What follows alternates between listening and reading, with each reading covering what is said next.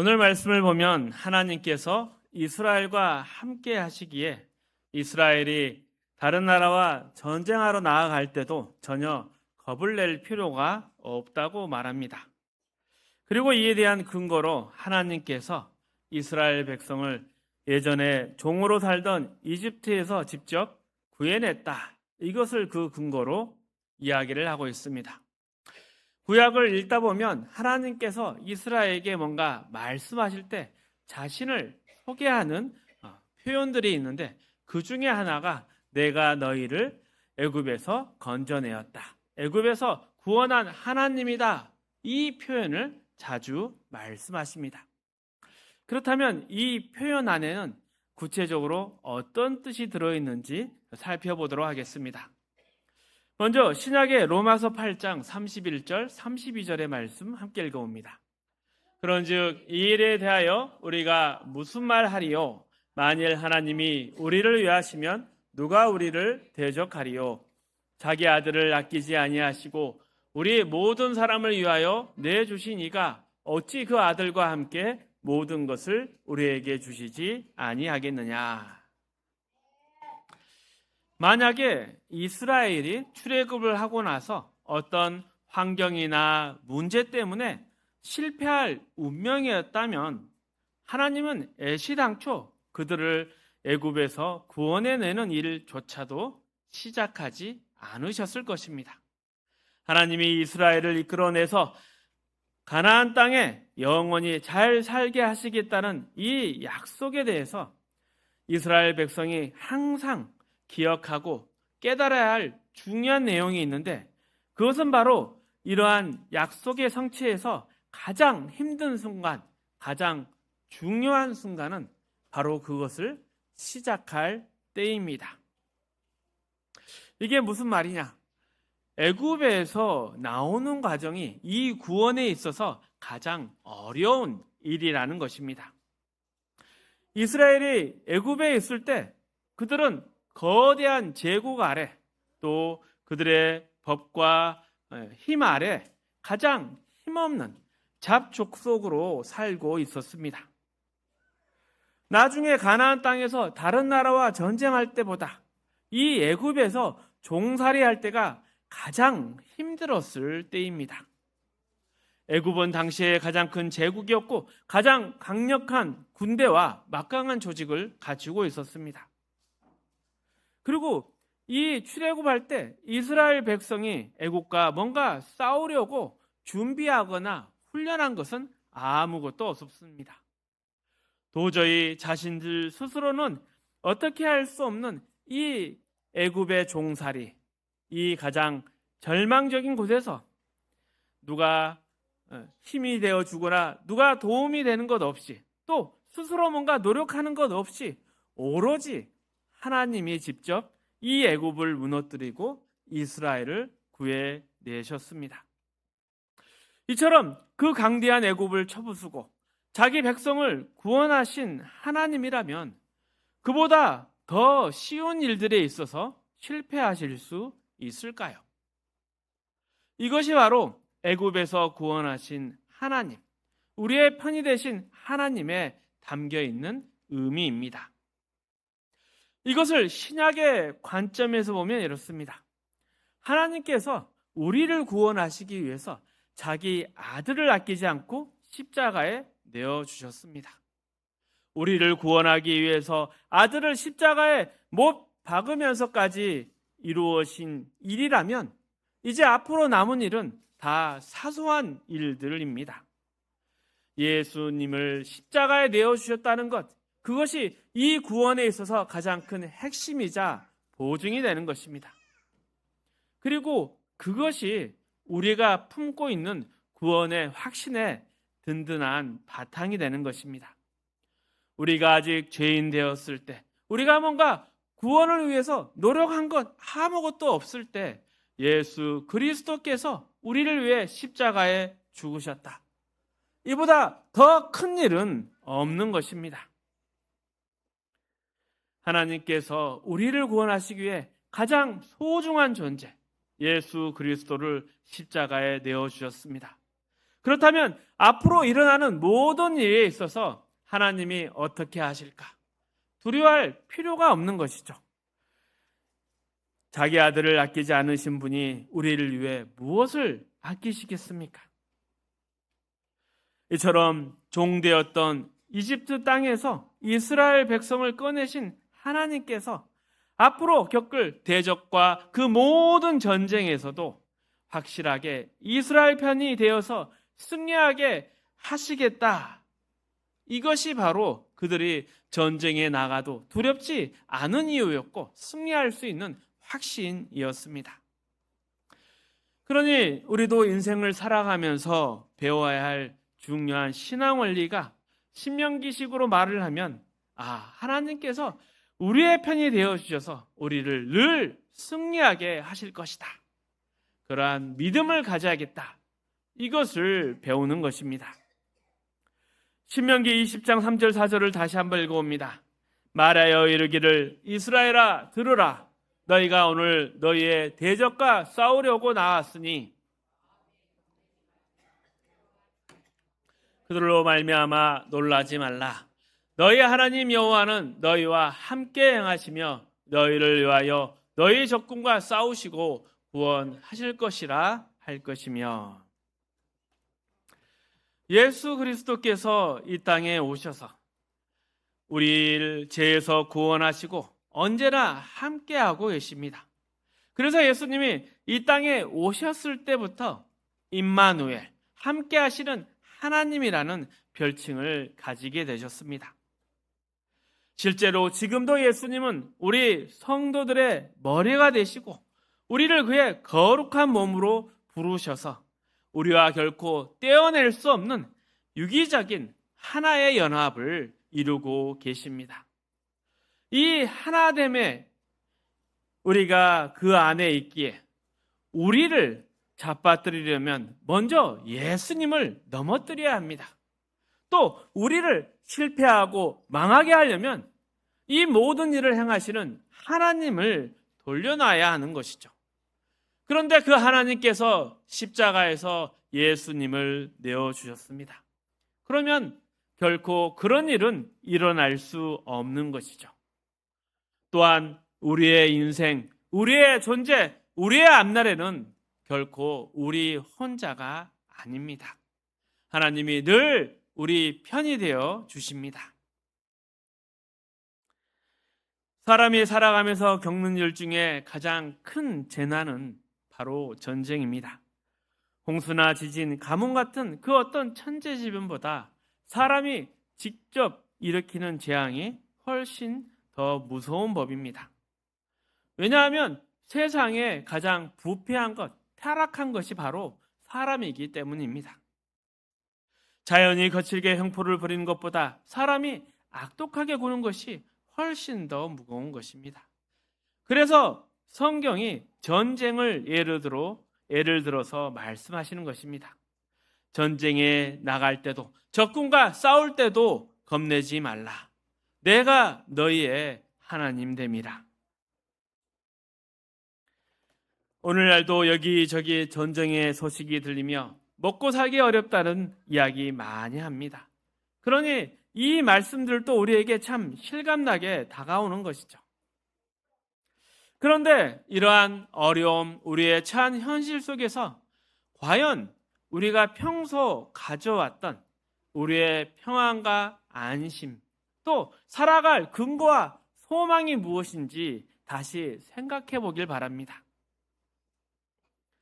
이스라엘 백성이 전쟁에 나갈 때 그들이 승리할 수 있었던 이유는 여러 가지입니다. 그런데 먼저 그들 내면에는 그들이 싸워야 하는 이유, 승리해야 할 이유가 있었습니다. 우리 이스라엘은 하나님의 거룩한 선택받은 선민이다. 우리는 제사장 나라다. 우리가 존재해야 하고 번성해야 이 사명을 감당할 수 있다. 그러게 그들은 전쟁에서 죽기 살기로 싸울 수 있는 배짱과 각오를 가질 수 있었습니다. 이것이 자신들을 스스로 지키는 든든한 이유가 되는 것이죠. 그리고 그 실제의 싸움에 있어서 반드시 승리할 것이다 확신할 수 있었던 단 한 가지 이유는 하나님이 우리의 편이 되어 주시고 우리와 영원히 함께 하실 것이다. 이것을 그들이 체득했기 때문입니다. 그러니 지금 우리도 우리 마음속에 우리가 살아가는 힘이 무엇인가, 능력이 무엇인가, 무엇을 기대하고 살아가는가, 무엇을 바라보며 걸어가야 하는가, 이것을 점검해 봐야 합니다. 마음속 깊이 우리의 삶들을 돌아보면서 또 주변을 돌아보면서 정직하게 솔직하게 점검해 보면 볼수록 예전에 우리 주머니에 있었던 돈 같은 거, 우리가 가졌던 건강 같은 거, 이러한 것들을 의지했던 그런 즐거움이나 행복과는 전혀 차원이 다른, 그 누구도 결코 빼앗아갈 수도 없는 하나님 안에서의 그 기쁨과 평안함, 이것을 우리는 찾을 수 있어야 합니다. 하나님이 우리의 편이 되십니다. 하나님이 우리의 편이 되십니다. 이것을 분명히 기억하시길 바랍니다. 그리고 오늘 말씀에 또 한 가지 중요한 가르침이 있는데, 그것은 우리가 이 문제 앞에, 대적 앞에 섰을 때 하나님께서 우리에게 요구하시는 것이 있다는 것입니다.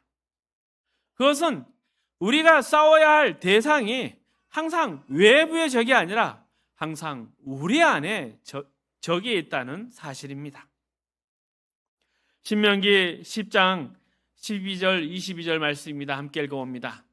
이스라엘아, 내 하나님 여호와께서 내게 요구하는 것이 무엇이냐? 곧 내 하나님 여호와를 경외하여 그의 모든 도를 행하고 그를 사랑하며 마음을 다하고 뜻을 다하여 내 하나님 여호와를 섬기고 내가 오늘 내 행복을 위하여 내게 명하는 여호와의 명령과 규례를 지킬 것이 아니냐? 하늘과 모든 하늘의 하늘과 땅과 그의 만물은 본래 내 하나님 여호와께 속한 것이로되 여호와께서 오직 내 조상들을 기뻐하시고 그들을 사랑하사 그들의 후손인 너희를 만민 중에서 택하셨음이 오늘과 같으니라. 그러므로 너희는 마음의 할례를 행하고 다시는 목을 곧게 하지 말라. 너희의 하나님 여호와는 신 가운데 신이며 주 가운데 주시오 크고 능하시며 두려우신 하나님이시라. 사람을 외모로 보지 아니하시며 뇌물을 받지 아니하시고 고아와 과부를 위하여 정의를 행하시며 나그네를 사랑하여 그에게 떡과 옷을 주시나니 너희는 나그네를 사랑하라. 전에 너희도 애굽 땅에서 나그네 되었음이니라. 내 하나님 여호와를 경외하여 그를 섬기며 그에게 의지하고 그의 이름으로 맹세하라. 그는 내 찬송이시요 내 하나님이시라. 내 눈으로 본 이같이 크고 두려운 일을 너희를 위하여 행하셨느니라. 애굽에 내려간 내 조상들이 겨우 70인이었으나 이제 너희 내 하나님 여호와께서 너를 하늘의 별같이 많게 하셨느니라. 우리가 살아가는데 필요한 모든 복은 하나님께서 준비해 주십니다. 복은 하나님이 기뻐하시는 하나님의 자녀들에게 주시는 선물들입니다. 뭔가 내가 만들어내거나 내가 선택해서 얻는 것들이 아닙니다. 그래서 우리가 해야 할 일은 이리저리 재난과 불행을 피하고 복을 내 것으로 끌어오고 빼앗아 오는 것이 아니라 모든 복의 중심이 되시는 하나님의 마음에 드는 삶을 사는 것입니다. 무엇을 하고 무엇을 하지 말아야 할까요? 눈앞의 목표나 세상 얻고 싶은 것에만 온통 정신을 쏟을 것이 아니라 온 세상, 온 인생의 주인 대신 하나님의 마음에 기쁨이 되는 일을 우리가 해야 합니다.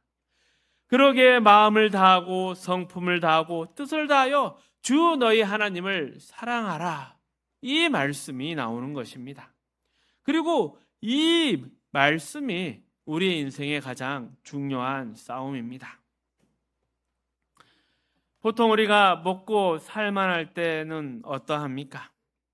하나님 잊어버리고 놀러 다니기에 바쁩니다.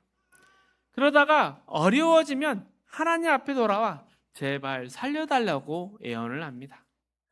그러면서도 속으로는, 입으로는 옛날이 참 좋았는데, 잘 살 때 그때 내가 이런 일들을 했었는데 라며 불평하며 그것들을 그리워합니다. 그런데 이것보다 어리석은 생각은 없습니다. 하나님을 우리의 가장 큰 기쁨으로, 소원으로 삼는 즐거움, 이것을 모르면 자녀로서 큰 벌은 더 없습니다. 앞으로 우리가 더 잘 살게 될지, 아니면 이대로 살다가 천국 갈지는 알 수가 없습니다. 하지만 우리가 확실히 붙들어야 하는 것은 우리의 행복, 우리의 기쁨, 우리의 자랑이 결코 세상의 물질에 있지 않다는 점입니다. 오직 하나님과 함께 할 때, 하나님이 내 편이 되어 주실 때, 이러한 복이, 우리의 행복이 있다. 이것이 바로 오늘 본문의 이야기입니다. 하나님께서 원하시면 70명으로 시작했던 이스라엘 백성이 큰 민족이 되는 것이고, 또 종살이가 아니라 젖과 꿀이 흐르는 가나안 땅에서 영원히 살게 되는 것입니다. 반대로 하나님 앞에서 범죄하고 하나님을 멀리하면 그 약속의 땅에서도 뿌리 뽑혀 나아가 세상 다른 민족에게 팔려가는 것이죠. 그러니 이스라엘 백성에게는 하나님이 바로 역사이며 그 실체이고 존재의 근거입니다. 이스라엘이 누렸던 모든 평안과 행복의 본질은 자신들의 힘이나 노력, 뭔가 제도나 국가의 번성이 아니라 하나님이 인정하시고 하나님이 주시는 복에 달려 있는 것이었습니다. 하나님의 자녀인 우리도 마찬가지입니다. 우리 인생의 진짜 복과 행복은 무엇일까요? 그것은 영적인 것에 있습니다.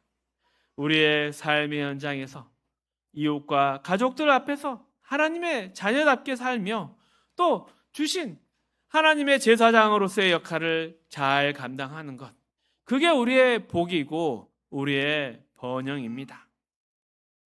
그런데 이 일을 할 때 필요하다면 하나님께서는 우리를 베풀고 나누는 넉넉한 자리에서 그 일을 하게 하실 수도 있고, 때로는 어렵고 고달픈 자리에서도 그 일을 감당하게 하실 수도 있는 것입니다.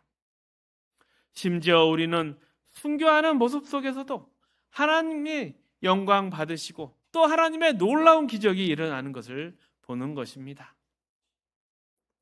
가진 것 많아야만 부유한 사람이 되는 것 아닙니다. 가장 절망적이고 비참한 상황 속에서도 우리가 부유한 자라는 것을 하나님이 이미 우리 인생 가운데 수없이 보여주시고 증명하셨습니다. 그리고 오히려 그런 상황에서 하나님의 말씀이, 하나님의 역사가 얼마나 강력하게 일어나는지 많이 경험을 했습니다. 인생에 많이 가지느냐 못 가지느냐 중요하지 않습니다. 중요한 것은 우리가 하나님과 함께 하느냐, 하나님이 우리의 편이 되어 주시느냐, 여기에 있습니다. 그리고 우리의 싸움은 외부에 있는 것이 아니라, 환경이나 문제에 있는 것이 아니라 바로 우리 마음의 내적 상태에 달려 있습니다. 그러니 적과 싸우러 나갈 때, 세상 앞으로 나아갈 때 겁내지 마십시오. 이것들은 다 우리의 적이 아닙니다. 우리의 진짜 적은 그런 세상이나 그런 문제 앞에 흔들리는 내 마음, 그리고 눈에 보이는 물질에 의지해서 안심하려는 그 유혹에 있는 것입니다. 만약 하나님이 우리의 힘이요 능력이요 또 모든 복의 근원이라는 것을 우리가 놓치고 살아간다면 우리는 정말 세상에서 가장 어리석고 무지하며 불쌍한 사람들인 것입니다.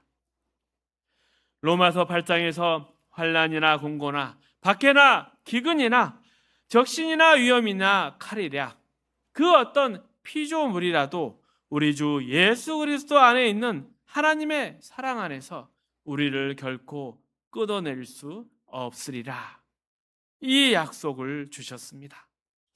그런데 더 이상 두려울 게 뭐가 있겠습니까? 우리의 두려움 밖에 있는 것이 아닙니다. 내 안에 있는 것입니다.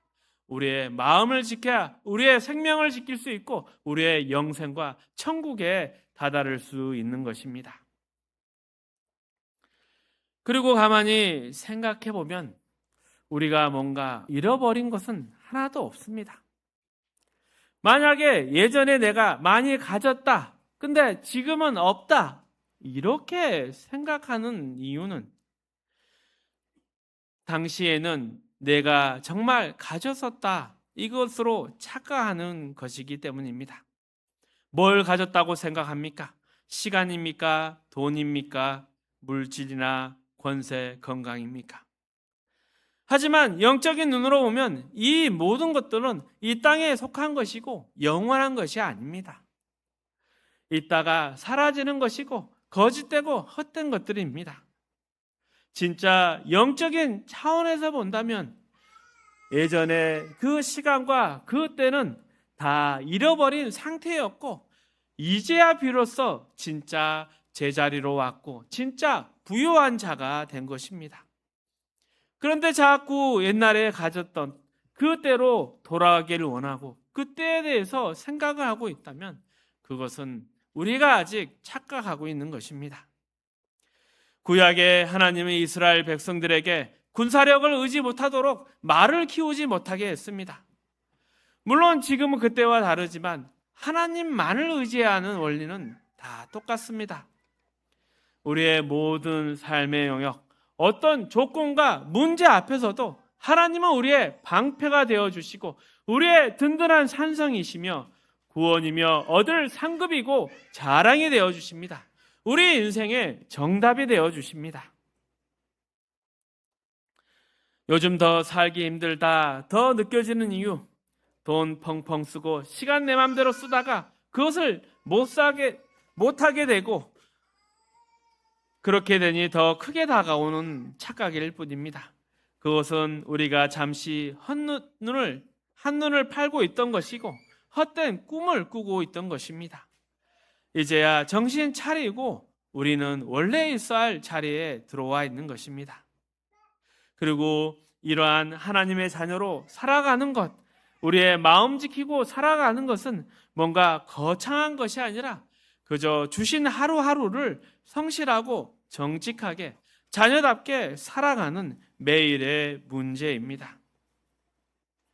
잠시 꿈을 꾸다가 이제 정신을 차렸으니 다시 힘을 내어서 열심히 살아가야 합니다. 그리고 그 삶 가운데 세상 두려워할 이유는 아무것도 없습니다. 하나님이 내 편이 되어 주시고 언제나 나의 든든한 상성 또 상급이 되어 주십니다. 이 가운데 두려운 것 하나 있다면 우리가 그 하나님의 은혜와 사랑을 자주 깜빡 잊어버린다는 사실이 있습니다. 그러니 언제나 감사하는 마음을 품고 하나님의 자녀로 늘 승리하며 살아가시기를 축복합니다. 말씀을 정리하겠습니다. 우리가 인생을 살아가며 가장 크게 느끼는 두려움, 이 앞에서도 우리가 전혀 겁먹을 이유가 없는 것은 하나님이 바로 우리의 편이 되어주시기 때문입니다. 하나님은 가장 강대했던 애굽에서 이스라엘 백성을 직접 홀로 구원해 주셨습니다. 그리고 우리에게는 우리의 구원을 위해서 십자가의 독생자 예수를 아끼지 않고 내어주셨습니다. 그러니 이제 앞으로 어떤 문제나 대적 앞에서 우리를 외면하거나 우리를 돕지 않으실 때는 없을 것입니다. 우리의 싸움은 외적인 것이 아니라 우리의 흔들리는 마음에 있는 것입니다. 하나님은 언제나 우리의 방패이며 구원이시며 전능자가 되어주십니다. 세상 앞에 두려워 떨지 말고 오직 하나님의 은혜를 기억하며 감사하는 하루하루를 살아가시기를 축복합니다.